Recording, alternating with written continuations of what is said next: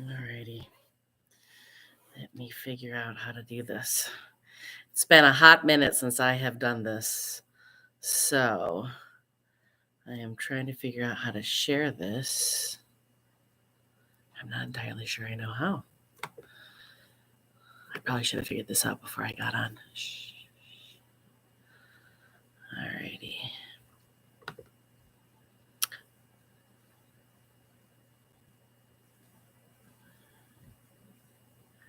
It's very strange because it seems to give you the option to share, but then when you go to check that, it doesn't want to. I don't have access to the feature because I don't have 1,000 subscribers yet. So, all right.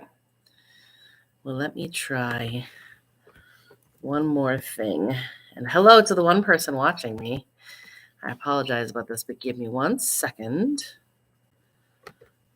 so that I can get this up on Facebook.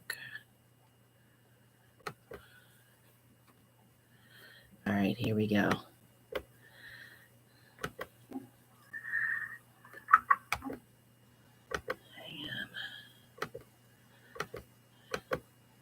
All right.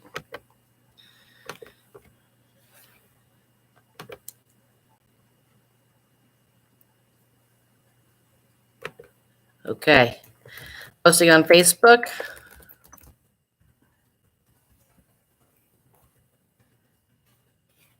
And then we will get to the storytelling. Whoever is watching, please sound off and say hello, be in the chat, which is actually kind of fun and exciting, so I can interact with you. So I believe that is done. That is in. I have heard from others they have challenges in live streaming. So we'll see how this works. So hello, everybody. We're going to give people a couple seconds to start joining in. I have some fun and exciting results. Yes, results, products, answers, I guess, is the best way to put it. So we're going to go over things. Because I think the last time that I vlogged was on Saturday, which was Saturday the 12th of February. And we are now on the 15th, which, if I have it correct, is the days 13, 14, and 15, I think, of this trip. I kind of feel a little bit like was the Tom Hanks movie where he's stranded on a desert island and he's the only one around. Like, clearly, I am actually talking with and engaging and, seeing people, but like none of my usual people. And then as soon as my day at the museum is over, like I come back to this little apartment that I've rented on Airbnb, and I basically don't talk to anybody except for my family, but like from afar, like there's no human interaction. I don't know. It's weird. But I don't have a Wilson volleyball yet. So, all right. So we're going to try this a little bit different tonight because I was aching for human interaction. And I don't know, maybe I did it right. Maybe I did it wrong. Maybe you guys won't get any human interaction. I won't get any human interaction at all. Which would be ironic that I'm trying to do this to actually interact with humans and then nobody actually comes and says hello. So hello, sound off if you're there. I see we have a couple people on, a couple more coming on. So that's cool and exciting. So I'm going to go over the last 3 days. There's a lot to cover. And as I mentioned earlier, I'm just kind of aching for some human interaction, people I know and love and miss. So oh, hello, Angelica, human here. Yay. So day 13 was this past Sunday. And I went to Boston, actually. So Boston is only about an hour drive from here in Providence, Rhode Island, which is actually quite nice. It was pretty much just one expressway there, and then like once you get to the Boston area, you jaunted off on another one. And so I went to the Harvard Art Museum's exhibit It's called Social Fabrics, Inscribed Textiles from Medieval Egyptian Tombs. Now, I came about learning about this particular one. Hi, Mandy. I came about learning about this particular exhibition from Robin Hanson at the Cleveland Museum of Art when I was there back in October. I was looking at a Taraz band and I was spending quite a bit of time there, and she kind of like peeked over my shoulder, and at one point she said, "Oh, you're looks like you're looking at the binding agent on the gilded textile." I said, "Yeah, I'm really quite fascinated." And she goes, "Well, you would be very interested to know that the Harvard Art Museum is going to be opening an exhibit in January that they did a chemical analysis of some binding agents on gilded textiles, particularly some from Yemen." And the write up is in the exhibition catalog. And I was like, I'm there. I'm going. So I immediately like put it on my radar to try to make it. And I didn't know how far Boston was from wherever I would be at that moment. But as soon as I heard about it, it became a priority to try to get into it. So Sunday was my day trip to Boston, and it was quick, easy drive. It was funny. It was the only time all week since I've been in Rhode Island, or actually, really, frankly, anywhere. Even when I was in DC, it's the only time it snowed. But hi, Bob. Good to see you. So tell Kendra and the kids I said hi. So I drove to Boston. Nice, easy drive. Got great, easy parking. So apparently, like they're really trying to push for people to come out on Sundays because the entry into the museum was free, and then parking is free on Sunday. So I was like, this is golden. I will do this all the time. Yeah, every day of the week and twice on Sunday. So got into the exhibit, and right away I was very anxious. I was like, so where's your shop? Because I want to buy your exhibition catalog. And they laughed and they told me where. And then they said, and then I said, where's the exhibit? And they said, third floor. So I go up to the third floor right away. Went straight to go, did not, or went straight for, go straight to jail, do not pass go, right? So I go up there and I'm like very methodical. I'm like reading each. So what I've heard some of the museums call like the little placards that have the information, sometimes they're called tombstones, which is kind of funny. So it's basically the details, right? So I'm reading all the flavor text, I'm reading all the background history, I'm reading the tombstones or the placards for each one of the pieces, and I'm taking all kinds of pictures. So I will have a huge album that I'll put up at some point on my Facebook. And then I don't know if I can make it because I was thinking about putting like a YouTube video slideshow, but there might be copyright issues, and or might have to wait until the exhibit is over so that I'm not like, preventing anybody from going because they could just see it on my YouTube channel. I don't know what the legalities are. I'll have to check into that. But anyways, I took a ton of pictures. Now, the reason I went to this was not only to get the exhibition catalog, which Robin Hanson told me about, but also because my understanding was at least a couple, if not a few, printed textiles or textiles that have been gilded. And so for those who aren't familiar, gilded textiles are those that have literally gold has been applied to the textile. Usually it's in like a calligraphy, often like an Arabic script, but sometimes it's in just a motif or design. And so hi Kendra, in order to gild a fabric, you have to put some kind of glue or what we call as a binder or binding agent down first. Now, there is a 10th century Egyptian manuscript, which I was able to tell Robin Hanson about, and she was very interested, and I gave her the name and I gave her an article that I had recently read, which had the translations of some of the recipes in it. So the binding agent is usually something like a fish glue, and then sometimes like a gum ammonia or like a gum arabic, and then other like saps or things that are sticky, right? You put down the binding agent onto the textile. And this is very similar for calligraphy and illumination, or actually illumination more so.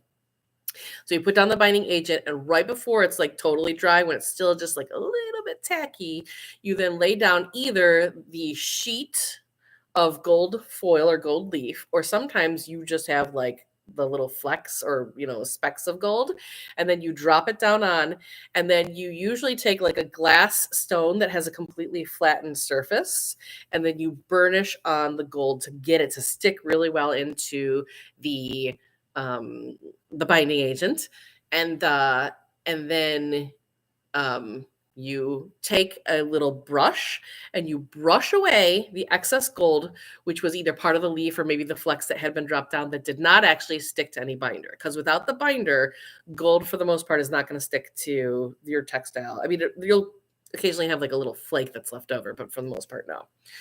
So I knew that there was at least 2 or 3 gilded textiles, and there was this exhibition catalog. Now I had looked up on Amazon and you could get the exhibition catalog, I think like February 22nd, but of course I wanted it before, as soon as I could possibly get it, because I've been dying to see what the chemical breakdown is.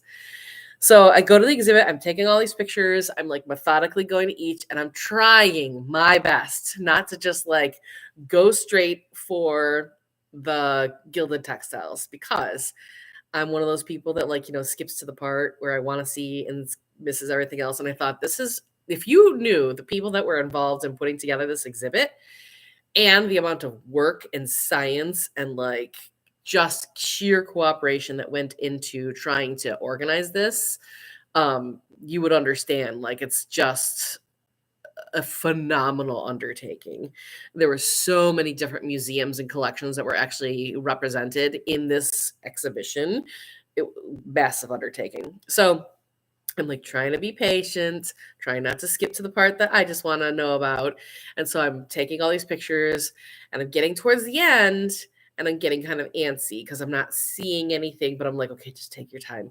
And then some people were like trying to see the pit thing that I was trying to take pictures of. So I was like, okay, I'll back up, let them see it because I'm just hogging the space. This is the only thing I care about. And so I happened to go around the corner thinking, okay, the exhibition must continue around this way. And I go around the corner and that's it. It's the end of the exhibit. It's a new exhibit. And I was like, what? There are no printed textiles. There's no gilded textiles. Like, I started getting mad. Not really mad, but like, are you kidding me? Now, the thing I forgot to tell you is the moment that I walked into the exhibition area, there was like this little book area where they had like a little couch and then the exhibition catalog and then some other related things. So right away, I did open up the exhibition catalog. Right away, I found the scientific results that I was looking for in one of the chapters. And I was like, perfect, buying this, check it off my list. We got this. So like, I knew it was worth it to come see just an amazing exhibit on the Taraz bands. So for those of you who don't know what Taraz bands are, Taraz is generally the embroidered or sometimes woven or sometimes gilded or painted Arabic or other script, often worn along an armband, but sometimes in other things. And basically, they usually have some kind of prayer, some kind of um, mantra, and or some kind of praise of the ruler in charge, who of course is godly chosen, or chosen by Muhammad or whatever respective religion, because Taraz bands were used across many different cultures and people.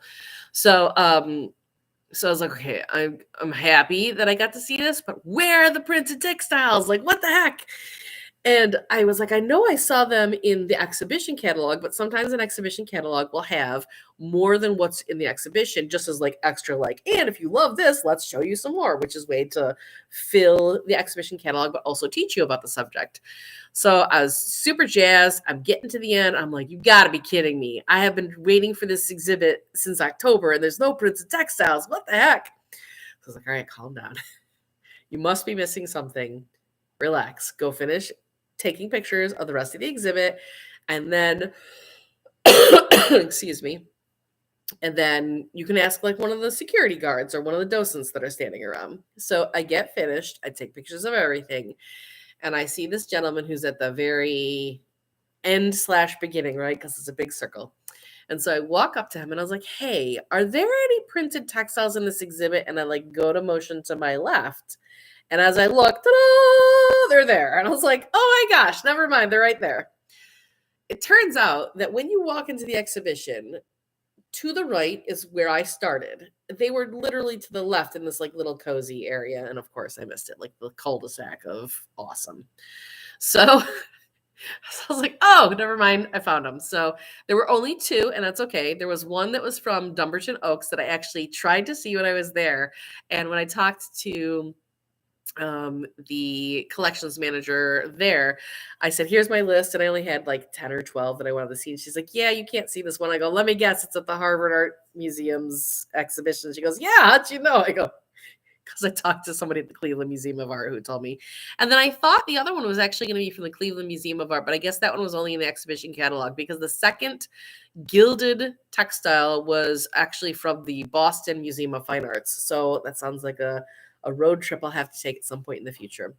So there they were. I was super excited. They were beautiful. They were also on something called ICAT or ECOT, depending on how you pronounce it, which is basically where you resist dye. So if you remember back to my explanation a couple days ago, resist dye is where you take a resist paste or in some other way or fashion create a pressure to prevent dye from getting to parts of the thread. So resist dyed thread, individual threads, which are then woven. And so it gives like this sort of like zigzaggy kind of thing. And it's usually in the colors of brown, like a dark brown, a light brown, the natural cream or beige color of the fabric, and then blue, hues of blue. So they're both on ECOT Textiles. One was from Yemen, and then I think the other one, I don't know if the other one attributed where the origin was from. So, of course, I'm super excited. And of course, these are two, or at least one of them was a textile that I had hoped to study. Yes, I will take that road trip with you, Mandy. It's a date. So, or we're flying because it's an awful far drive. So girls weekend. Yeah. So, so I turned back to the security guard or docent. I'm not sure which he was. And I say, "Hey, before you freak out, before I just start pulling things out of my purse, I have a measuring tape here. May I not touch the object, but get very, very close with my measuring tape so that I can just take some approximate measurements? Because in particular, I wanted to see how high was the script, how tall was it, both like, so there's usually like a standard line, and then there's sometimes like a decorative line where like, P's and Q's, the tails of things will like get down and get all fancy and swoopy. These are the technical terms. I'm sure there's more technical terms. I just know what they are. So I said, "May I get close, but not touch, and see some approximate measurements?" And he was like, "Yeah." He's like, "But don't get too close, because if you get too close, even if you don't touch it, sometimes you'll still set off the alarms." And I was like, "Ugh, I don't want to do that. Like, fire alarm drill. Alarms are going off my head." And he goes, "No, no, no. The alarms are silenced. You wouldn't even know. We'll just get a notification that an alarm went off in such and such area." I was like, "Okay, so I will not get too close, but I'm gonna get like, I'll say like an inch or two, which is still pretty close, but not like, glancing it, right?" So I'm taking measurements, and this short little lady comes up to me probably a minute or two, because I would like take the measurement, and then I didn't have any note paper, so I was texting them to Walter, and I was like, "Ignore these." So I am taking the measurements, I'm texting them to Walter, taking the measurements. So I'm like a minute or two into taking the measurements. And this short little lady, who again is either security guard or docent or both, I don't know, is like, "You can't do that." And I was like, "Oh, sorry. I asked permission." And she was like, "Who did you ask permission of? You can't touch it." I was like, "No, no, no, I wasn't touching it. I was just taking measurements." She's like, "You can't even take measurements." I'm like, "I can't hold my hands up in the air and take, like, I'm not trying to be difficult, but are you saying like I can't even?" And she's like, "Well, who did you ask?" And I said, "That guy right there." And I point to the same place where the dude has been the whole time. And I point to him, he's gone. And I'm like, "Okay, he was right there, I promise." And so I look around the other way. I'm like, "I don't know where he went, but I swear to God, I asked permission." And she's like, "Well, explain to me what exactly you're trying to do." So I tell her, I'm like, "I've been studying printed and gilded textiles. All I want to do is get the general length of like the repeat, because you can see the repeats, right? So the length of the calligraphized thing, and then the height of things." And I said, "I'm not gonna touch I'm not gonna touch the it's in glass too. That's the funny part. I'm like, I'm not gonna touch the frame, I'm not gonna touch the glass." Um Rosen said, "My husband and I did that too. Ignore that text. That is for me." Yeah, exactly. So I go, "I'm not going to touch anything. I just want to see, like, roughly, and I know holding it in the air, you're going to be off by a couple of millimeters, but just roughly, like, what is the size?" Because then I compare it to the sizes of the other things, and then you can kind of get a sense of, like, is there a standard? Do certain workshops work in certain sizes? You know, things we don't necessarily know until we start sciencing them, right? So she's like, "Oh, well, if you're not going to touch it, then you can." I was like, "Okay, thanks." I said, "I promise I'm not going to get you in any trouble. I just want to, like, thing." So I do it. I finish up. And at this point, so you had to reserve tickets in 2-hour increments. So mine was from 12 to 2. And at this point it's like 2:15. And I was like, I really need to leave. So and be honor the fact that they're trying to keep things spaced out or whatever. So I go to leave and she's talking to another security guard slash docent. And so I said, "Hey, thank you very much. Sorry to have alarmed you. I promise you I asked permission before." And, and she goes, "Well, was that him?" Because the gentleman she was talking to um, uh, was a person of color. And so I had described the person I had talked to as a person of color. And I said, "No, it was a different guy. It was a guy that kept humming the whole time." They both like rocked their head back laughing, like, "Oh, that was like Daryl," or whatever his name was, Darren or something. Like, "We know exactly who you're talking about." I was like, "Okay, good. I promise I asked permission." So I skedaddled and I drove home, and it was a nice, easy, safe drive. And that was my Sunday. And then I vegged out, and it was wonderful and beautiful and awesome. So then let's go to Monday. So on Monday, we're on day 6 of research at the RISD Museum. And we knew that this was going to be our big day. So there were 2 huge, huge, huge pieces that took. So if you think, I mean, these sizes are going to be kind of different for everyone. If you think like a library study table that is probably at least 5 to 5.5 feet wide by 8 or 10 feet long, right? Like big old tables. And that's, I'm probably even smaller. I'm being conservative with my estimates. 3 of those tables to get on these 2 individual pieces. So one was a 3-panel tent hanging or tent panels, or what is called a Qanat, Qanat, from the Mughal dynasty, which I believe, let me see, I think it was dated to circa 1645, so 17th century, and it was this. I got to see this in person. It was amazing. Like overwhelmingly, oh my goodness, amazing. The fun thing was I actually took a bunch of pictures that I'll be able to share at some point once I jump through all the hoops.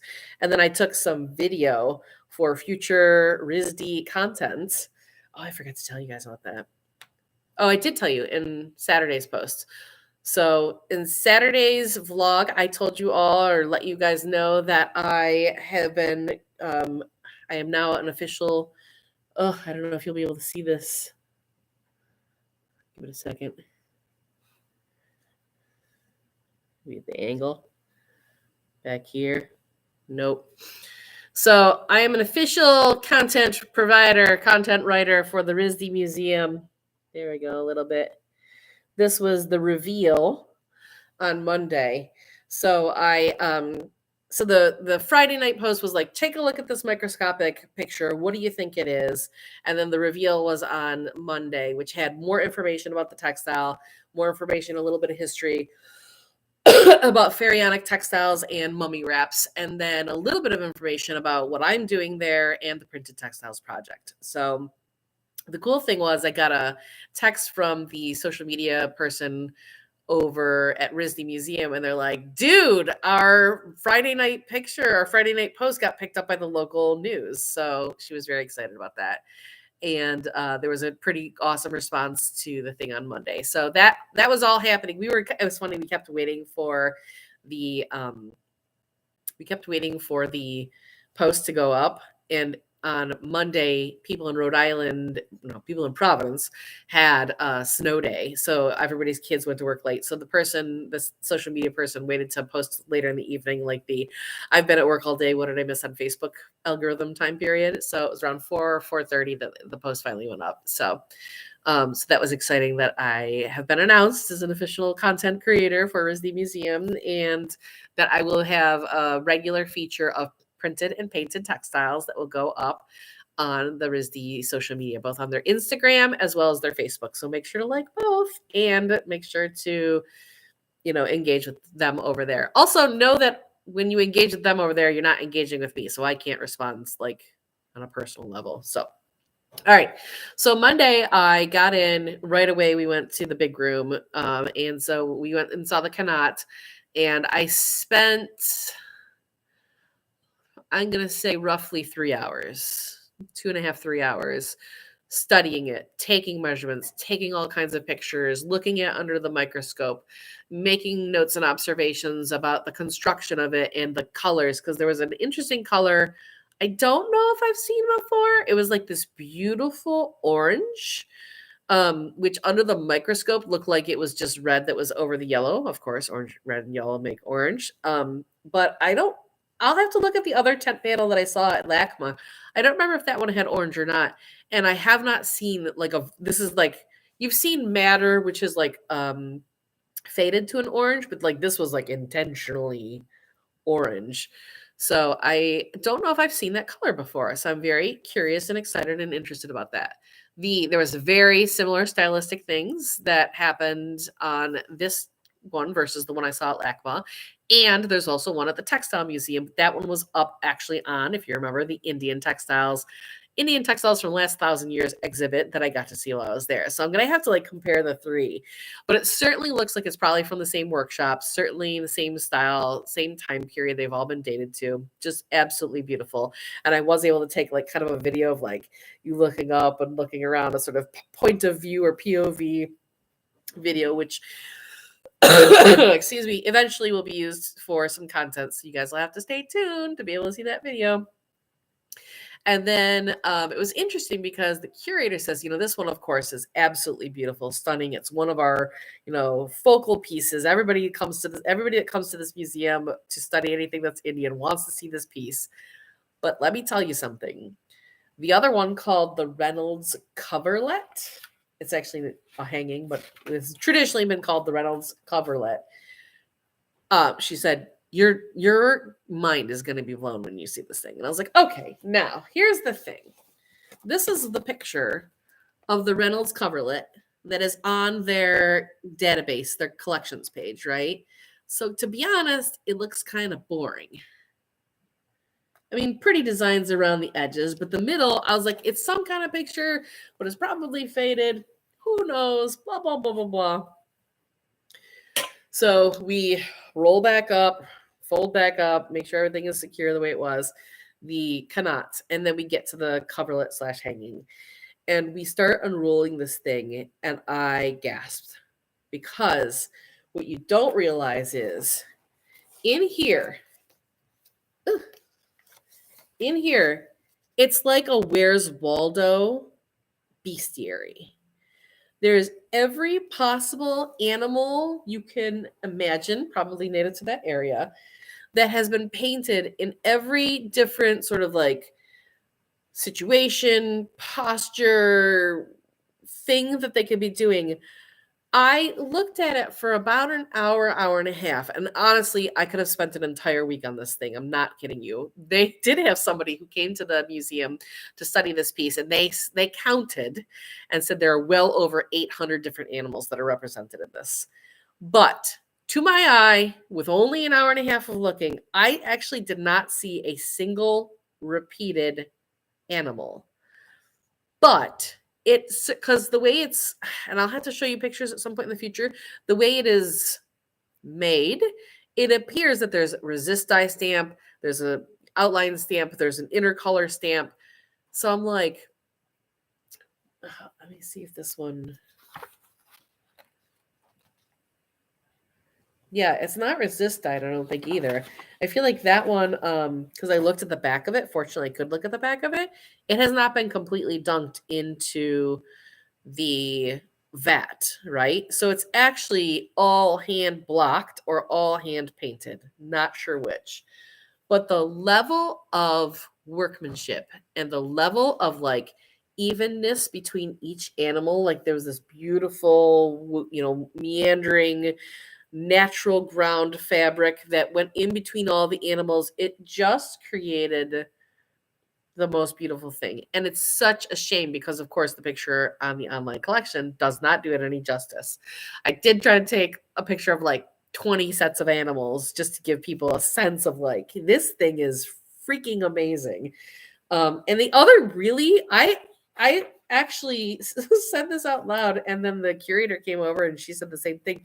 So it is okay. I've got all the measurements. It is 200 and roughly 270 centimeters, or roughly like 106 inches. So that's about 3 yards, right? Tall. Okay. By 220, 25, we'll say, because it's a little different on the top of the bottom. So 225 centimeters. So I think that's like about 90 inches, right? There's no seam. The entire thing was woven with, and there's, so obviously it's two selvage, and then it is cut. It is cut on the top and the bottom, and it had the rolled hem. But the width, 3 yards.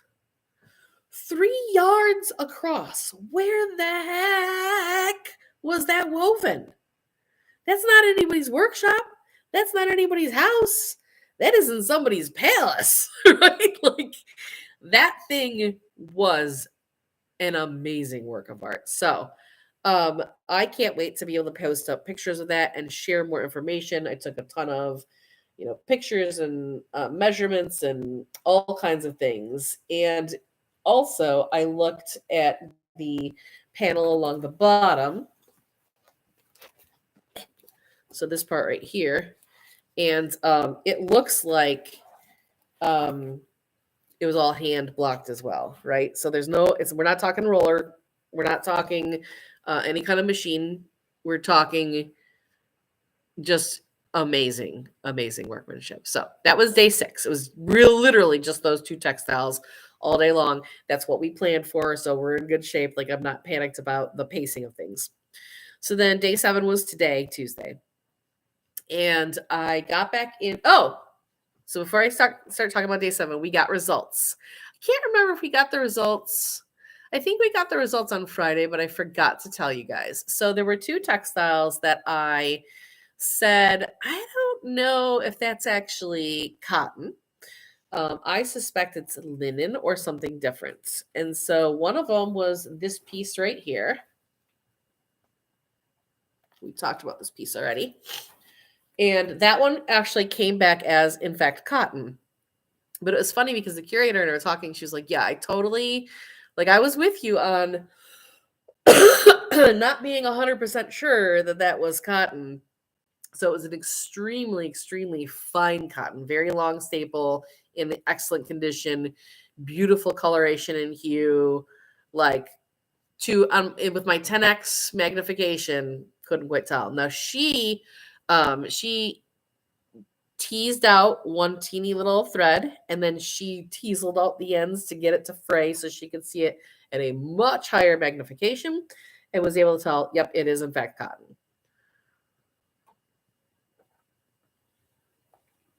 So we got that one. Now the other one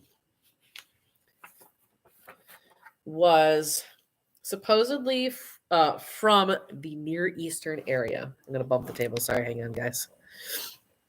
Supposedly from the Near Eastern area.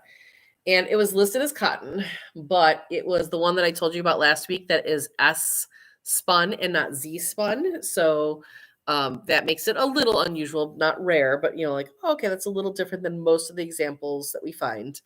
And that one actually did come back as linen. So they will be changing that in their database.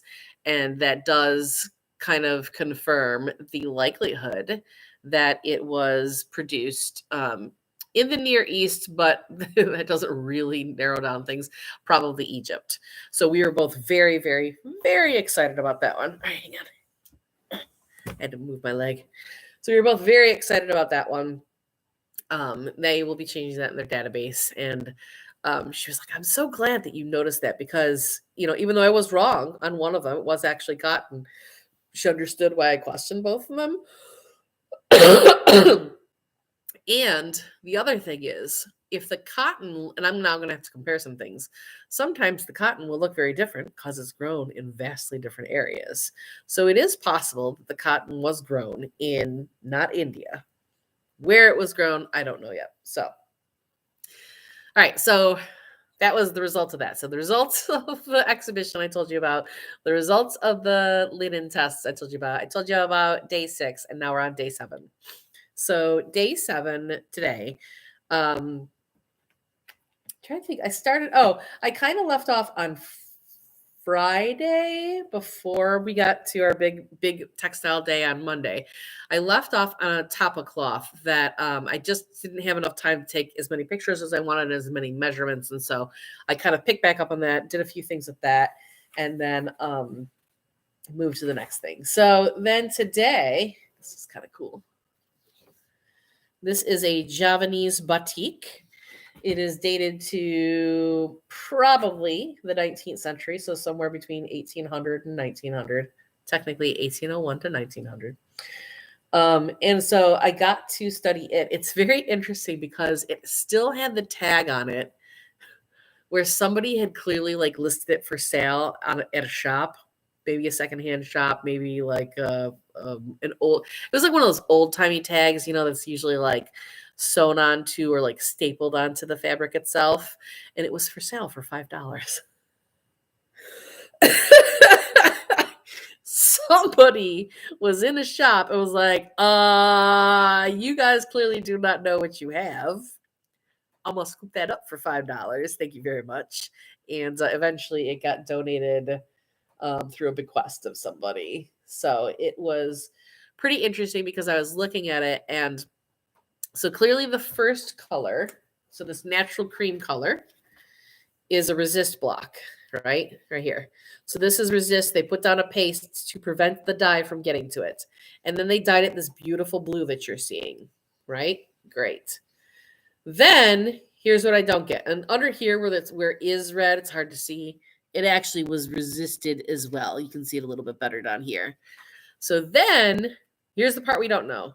Did they scrape off this resist, then block the red around and on top?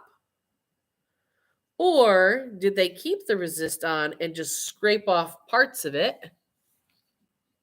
like there, and then do it?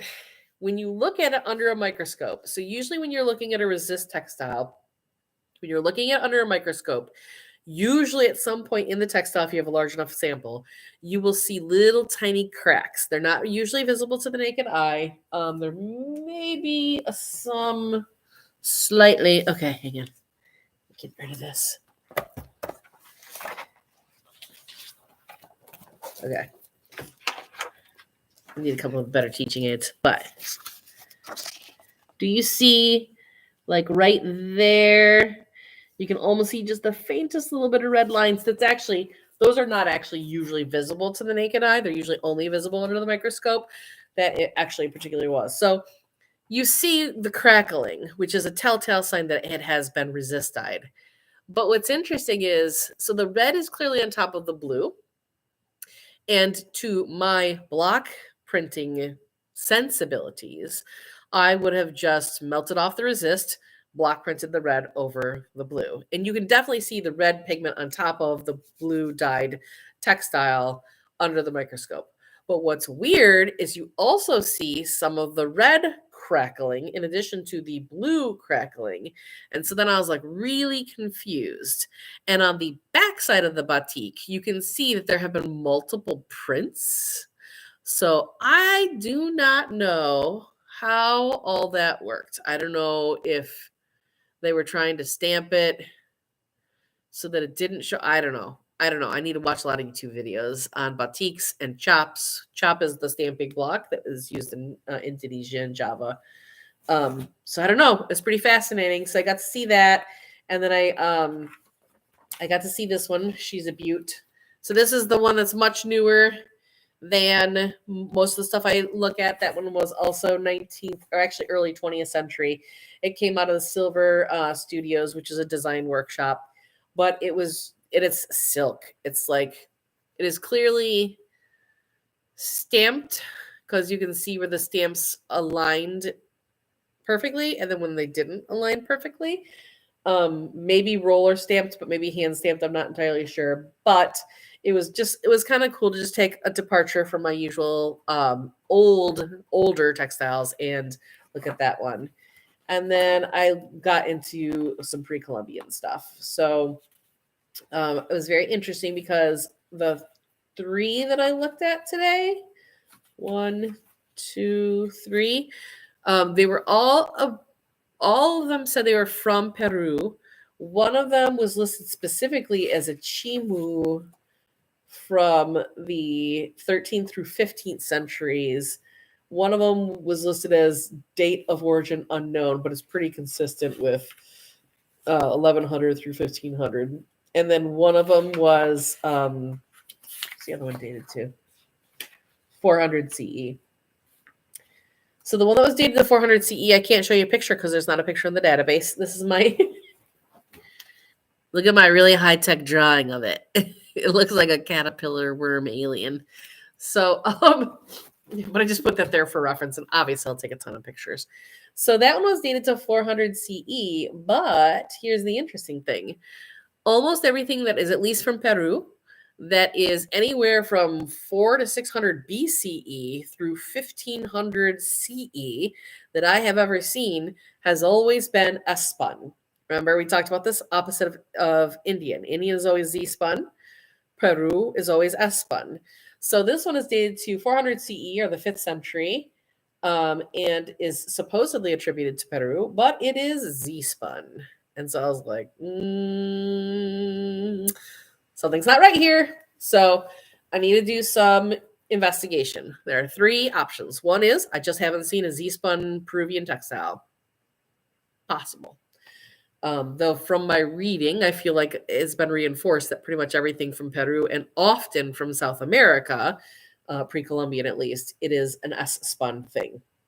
In fact, it was Z-spun single ply for one, and then Z-spun S-plied, so opposite direction, which is very common when you ply something, 2-plied warp. It was very interesting. So either I just haven't seen a Z-spun textile yet, possible, or it is much, much older than they think it is. And that one was also, I think a basket weave. Yeah. So remember when we talked about weaves, we have, you've got your warp, which is your vertical. You've got your weft, which is your horizontal. And a plain weave is where you go over, under, over, under, over, under, one thread at a time in both directions, right? So you kind of get, I don't think I can do it like that. Okay. That's a plain weave. A basket weave is a variant of a plain weave, and some people still just call it a plain weave. But in this case, it was 1 warp, 2 weft. Would be under, and the next one would be over, and the next one would be under, right? So it's a basket weave. So that's not entirely out of the realm. I feel like I may have seen one other basket weave. And remember, I've only seen a few samples. If I'm planning a trip to Argentina, are you kidding, Mandy? Are you really going to Argentina? Because if you are, I'm going. I don't know when in all my free time I'll be going, but we'll have to talk about that. So it was a basket weave, which was kind of unusual, and it was a Z-spun, which was much more unusual, and the warp was double plied, but the weft was single plied, but it was the basket. So it was like, these are my technical illustrations for YouTube. I have a lot of street cred. So here's my double plied warp vertical, and then my single plied weft horizontal. And both of them were originally spun Z. So it was just very interesting to see that. So I said, I need to go do some more reading and some more research, but this one's very interesting to me. And then the last one I looked at, again, actually the picture was wrong. Here's my, again, super high tech drawings. You know, I don't know why I make these drawings. It's kind of silly since I am going to turn right around and take photographs. But I think there's part of it to me is also like when you're drawing it, you can see some of the smaller, finer details, and you can I don't know, just it becomes more intimate and you become more connected to the thing. So I tend to draw little things in my notes and stuff. So that one was very interesting. I left on that one was quite long, and that one was also Z spun. Excuse me. Yeah. Z spun S plied, 2-ply for both the warp and the weft. And that was the one that was listed as Chimu. So maybe we need to correct the other one. Maybe it is a Chimu that's 13th to the 15th century and not 4th century generically Peruvian. I don't know. I'll have to look into that. So that was my exciting day. I got through 5 textiles today and 2 yesterday, which may sound like that's not a lot, but that is kind of how we planned it. I knew 2 was going to happen on Monday. I had hoped to get through 6 textiles today. However, I also talked to the curator today, and there's like 4 of the remaining. And how many did I tell you I need to get through this week? 27. 4 of the 27. I'm just not even sure are printed textiles or are going to be relevant to my scope. They were things that I found in the collections database, either the picture or something in the description made it seem like it could be relevant, but also when she goes to pull it, she might be like, yeah, this is not what she needs. So I need to keep going at a pace of about 6 or 7 textiles a day for the next 3 days to finish everything out. But we're getting close to the end, and I'm kind of sad. Like, first of all, Providence is amazing. I love it here, like a lot. I love it. I love it. I love it a lot. I can't move. I have too much family, too many friends, too many things that tether me to at least the Midwest, whether it's in Ohio, Michigan, Indiana, whatever. But I do have to say that I am quite enamored with Providence. It is unlike any other town that I've ever been to, and I have traveled quite extensively. So I have 3 days left, and tomorrow they're going to give me like a little extra time, which is nice. So hopefully I get through like 7 or 8 to make up for today's only 5. And then on Saturday I leave for New York. So I just booked my Airbnb there. I will be staying in Brooklyn. There's everyone's like, good luck finding parking, so that'll be interesting because I have 2 big old luggages. So I have one like big luggage because I'm traveling for a month, and then I have one that's like all my equipment. So it's smaller, but it's like heavy and cumbersome and stuff. So I'm like, gosh, I hope when I get there I can at least park in the driveway to just like unload the stuff and then go find parking and then bring it up. So I may talk to her about that. I've read in the reviews that she's allowed other people to do that. So that is my Sunday, Monday, and Tuesday of my second week at RISD Museum. I believe I have, my back and my legs. I believe I have walked and talked to you through everything. Are there any questions? That's weird. I can actually like interact with people, and it's now we're into the AMA section of the video, the Ask Me Anything. So I'll be spending 2 days at Brooklyn, where I think I am seeing somewhere between 9 and 12 textiles, and then 2 days at the Met. The Met is more restrictive about people coming into research. Totally fine. So I may not be able to do any microscopic research, or if microscopic research is done, it may have to be done by the Met curators and or conservators, whoever is helping me during the visit. So we will move at a slower pace for that, like all measurements, everything. I cannot handle the tech. I'm not handling like physically touching, but I am physically touching. I'm just not skin to textile contact. So I um by the way, if you're on Facebook and you're trying to type me things on Facebook, I can't see it here. I can only see the YouTube chat. So if you're interested in asking me a question, you have to come to YouTube to go to the top chat. Let's see, live chat. I've got everything. Yeah. So you have to come to the chat here to ask me questions. So I gave them a list of 12. Actually, they said, give us your top 10 in each of these categories. And there's like 4 categories. I'm like, I'm not going to get through 40 textiles in 2 days. I'm probably not even going to get through 20 textiles in 2 days, but I'll give you a list of 20. And then I'll give you a prioritized list of 12, because getting through 5 to 6 textiles a day is much more reasonable, as you can see by today. Especially when you're moving slower, which I was today, because I was looking at some things like the tapa cloth and then the batik, which I've never seen a batik before in this context. So I was looking at sort of newer things and taking my time. And then there was like the pre-Columbian thing where I was like, this is Z-spun. What the heck is this? So yeah, so I gave them a prioritized list of 12. I don't know that I'll even get through all 12 at the Met, but we're going to try. We're going to try. If I get through 10 of the 12, I'll be happy. And at the Met, approximately half are of Egyptian or Middle Eastern origin, or believed to be. And then the other half are various European, some of which very likely are counterfeits and forgeries.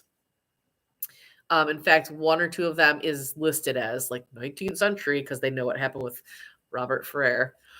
And then one of them is stylistically similar, but when you look at it, it has enough complexity that maybe it's not a counterfeit if you just listen to like Donald King. Like, all of these are basically suspect now. So I'm pretty excited to go see those and see some of the counterfeits, some of the Donald King's list of suspicious, and then some that are like believed to be legit authentic. There's two of the textiles are from Spain, 15th or 16th century, and they're just gorgeous. Very complex, very intricate. I think like a pomegranate kind of design. I'll have to look it up and tell you guys tomorrow. So Mandy wants to know why I didn't bring you with me.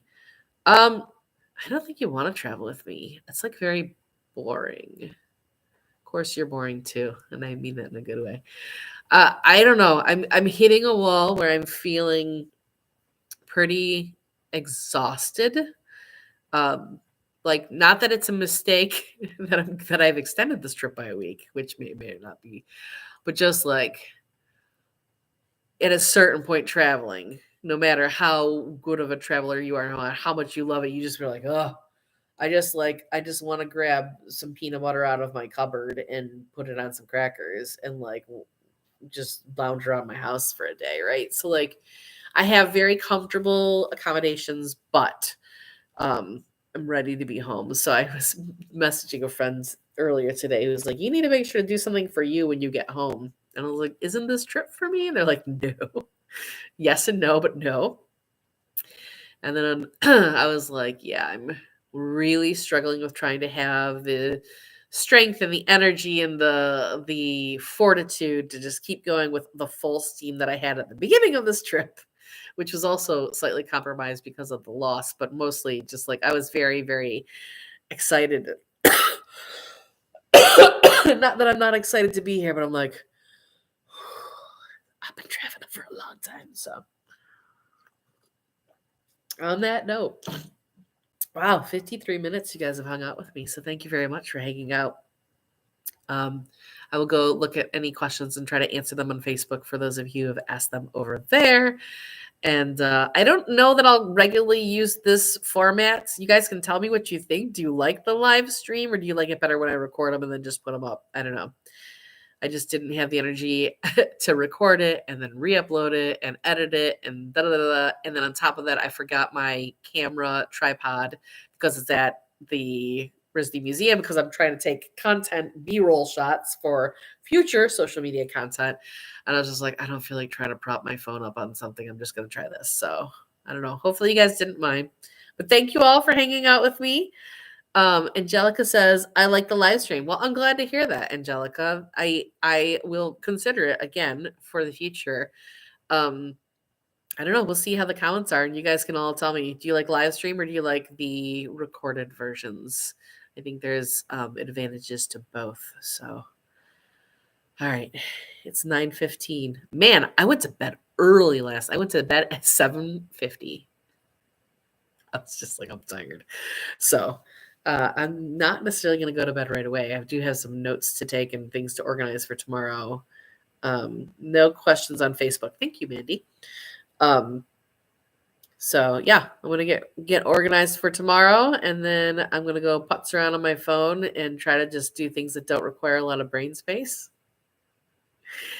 And I will see you all probably tomorrow. I'm probably gonna try to record something tomorrow because I don't like doing multiple day ones because then these live streams or videos get really.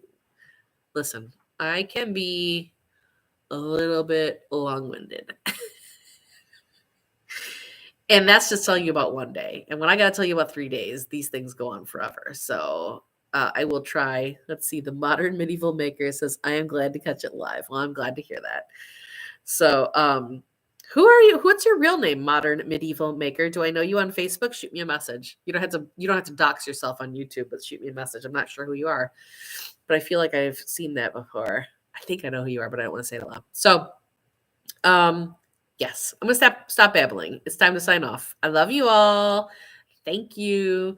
I appreciate you sticking it out with me. And again, if you guys love this format versus the videos, there's something much easier about doing this than the other thing. But I would like to maybe include a couple of pictures and maybe a couple snippets of videos that I've taken, sneak peeks for you all. So know what? No, Manny. Manny says, no, that I'm going to go. Or know that I'm going to not do live streams in the future. I don't know. Oh, of course. Morgan from the Painted Textile Group on Christmas. I think you mean Facebook? Yes. Okay. Hi, Morgan. Morgan, I'm going to send you a video when I get off this. You're going to love it. All right. I'm going to talk to you all tomorrow. If I do this, it'll probably be around the same time tomorrow because I have reservations at 5:30 at a very fancy restaurant. It's like probably the most expensive restaurant that I'm going to go to all year. But I was like, screw it. It's towards the end of the trip. Let's just do one more really good meal. And so by the time I get done with that and roll my fat, happy butt up these 2.5 flights of stairs, I will probably be back on between 7 and 8. Yes, I am long-winded. All right. On that note, I need to hurry up and get off before it hits an hour marker, and you guys are never going to let me hear the end of it. All right. I love you. Bye.